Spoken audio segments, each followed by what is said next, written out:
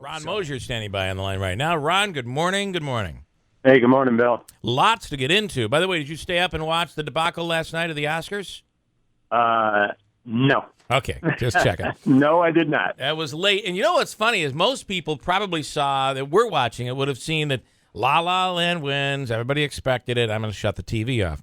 If they would have waited past the second acceptance speech, they would have found out that La La Land didn't really win, and a huge mistake was made. It's really quite a story. Okay, but what a weekend. Not a great weekend for boys and girls high school basketball. Well, we've got three teams left standing to try to win a Section 3 title, and pretty much went as expected in the boys. I've been raving all year about how good I think Cooperstown is in Class C, the boys, and they had a big game against Waterville. They seem to have a little bit of everything. I mean, they got Tyler Bertram and Jack Lambert in the backcourt, and they got a 6'8" center in Owen Kennedy, and Christian Alexander does a little bit of everything for him at forward, and Waterville just couldn't stay with him.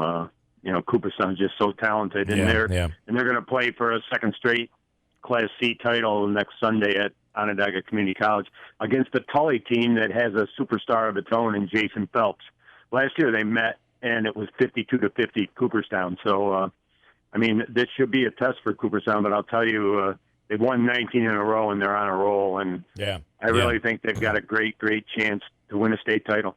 And the other boys team, of course, has by the way, a great chance. They're favored to win a state title because they're number one in the state is Madison, and they're. I think I'm going to take a ride out there today. I might even have a cup of coffee and a piece of pie at Quack's Diner, Bill. If Gotta you know love that. Absolutely. Love Quack's Diner over there. So that's Madison is, I think it's 23-0 now, and they play a league rival in McGraw, a team they've beaten twice already this year, once in overtime, and then the second time by about 25, 28 points. And so I think, Madison back to Onondaga Community College next Sunday. They play in the opener at 11 o'clock, and I really think Madison and Cooperstown boys are destined really to win it all, I think. So. And on the girls' side, it was tough as well. Tough because I think we had 4 or 5 girls teams still alive, and only one won their semifinal game, and that was Whitesboro. Whitesboro's 21-1, 22-1, something like that, on a roll. And the twins, Allie and Kate Belmont, that I wrote about last week, really sort of the heart and soul of that team, along with point guard Gianna Gotti. And once again, this will be the 5th straight year, Bill, they've played Janesville DeWitt for the Class A title. Janesville DeWitt's the defending state champ.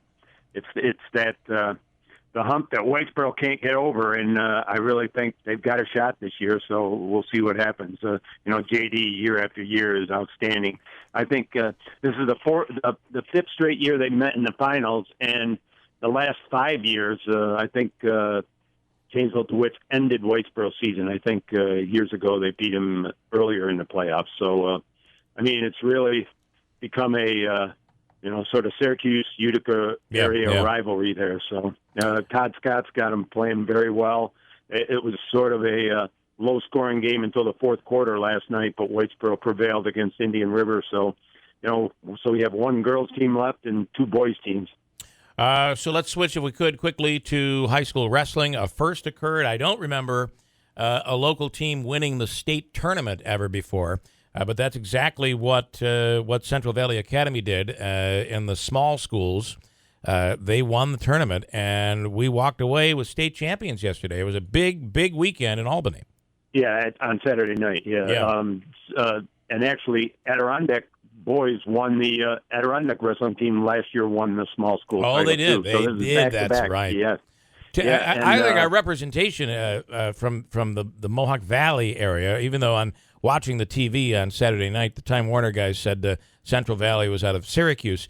They're very mistaken, as were they were on most of the commentary. I was really disappointed with their commentary, but nonetheless, this was a big weekend. Oh, well, hey. Central Valley Academy took 6 qualifiers to the states. Yeah. 2 of them, Tanner Cook and Hunter Shaw, won state titles, and all 6 of them placed. And to me, that's remarkable. And, you know, Tanner Cook going back there at 145 pounds a year ago, lost 4-3 in the finals, came back and won it all. And that was back and forth. The closing seconds of the third period there were reversal, then a reversal. And, I think he won 10-8.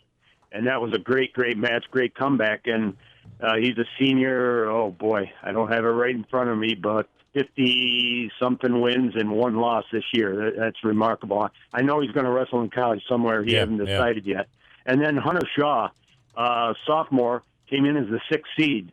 Won, where was he? 138, I believe. He won a state title there. And I saw on the blogs, on Central New York Wrestling blogs on the internet, that a lot of people were saying, hey, Hunter Shaw, maybe he should be MOW, you know, most outstanding wrestler. He didn't get it, but I'm sure he was in the running. And I can't say enough, too, Bill, about C.J. Walls, another senior from CVA. Loses in the second round on Friday in the quarterfinals to Kevin Spann, a great wrestler from Adirondack, a great wrestler, but a guy that Walls had beaten once or twice during the regular season. Yeah.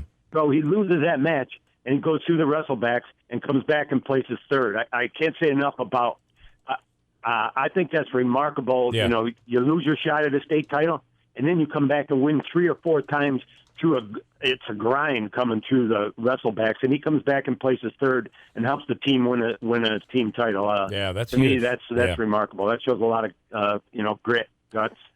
Listen, the only thing that you can say that I wish didn't happen is it never used to be a Division I and Division II. It never used to be separated between small schools and big schools. Yeah, you know, and some people, you know, the purists, probably like you, and to some extent myself, they do it the same in swimming now. Those quote individual team sports, you know, have been, some people consider it watered down. I mean, I'm sure there's wrestlers out there right now who won a state title back when there was just one division. Yeah, well, I mean, there was one state champion. Yeah. But whereas now, you know, Tanner Cook's a 145-pound Division II champion. Now, there's been talk, and I know they've tried it, putting, you know, the Division I state champions. Yeah, there should be another step. Carrying out another week. The D1 individual champions against the D2 individual champions, match them up. But it's tough after, you know, getting all the build-up for this state championship tournament and then turn around and doing it again the following week. A lot of people say, no, I'm done. I'm not going to do it, you know. So. Well, at the end of the day, it's an unbelievable honor and an incredible accomplishment, but you do wish that it was. And to be honest with you, Division II, the small schools tend to be stronger than Division I, and I believe that's definitely the case this year. It's the one sport where, and I'm sure there's others, but the one that I know of, that that the small schools actually, I think, are stronger than the big schools. Well, yeah, and I think that would prove true again this year. And, hey, let's face it, the CVA as a team left no doubt that they're the best Division II team. I know they shared the number 1 ranking with Mattituck from Long Island. But here at the state tournament, I believe Mattituck had 8 state qualifiers. Now, there should be an asterisk next to that because down on Long Island, there are relatively very few Division II size wrestling teams. Right. Yeah.